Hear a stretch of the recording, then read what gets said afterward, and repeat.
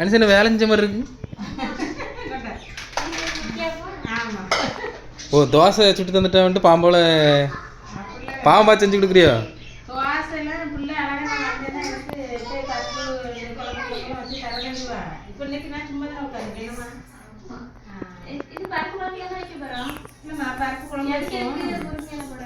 முருங்கலையா போட்டோம் கொஞ்சம் நல்லா இருக்கும். நம்ம தாளிக்கல பத்தியா அதனால இதையும் போட்டு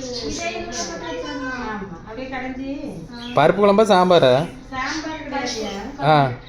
மொத்தமா பருப்பு குழம்பு வச்சுட்டு இந்த கீரை மட்டும் போட்டு அப்படியே கட்டியா கடைஞ்சி சாப்பிட்றோம்.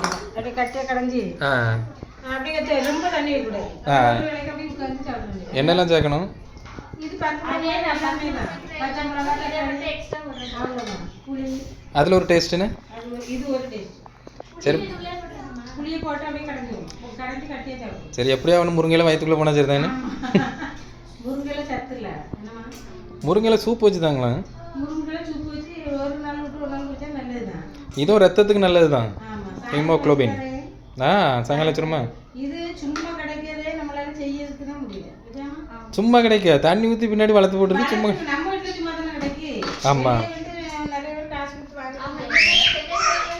காசு கொடுத்து வாங்குறாங்க. இப்போ நம்ம வளர்க்குறதுனால நம்மளுக்கு கிடைச்சிருக்கு. நாளைக்கு நீ முருங்கை கீரை வச்சிருவோம். முருங்கை கொஞ்சம் சூப்பு கொஞ்சம் நாளைக்கு வச்சிருவோம். நீ சூப்பு நைட்டுக்கு செஞ்சிடலாம். இல்லைன்னா வெறும் வயிற்றுல செஞ்சுக்கலாம். சரி ரைட்டு. சரி சீக்கிரம் ரெடி பண்ணுங்க. வயிறு பசி. ஆமாம். ஏன்னா தசரா விரதத்தினால இப்போ காலையில் வெறும் காப்பியோடு இருக்கிறதுனால.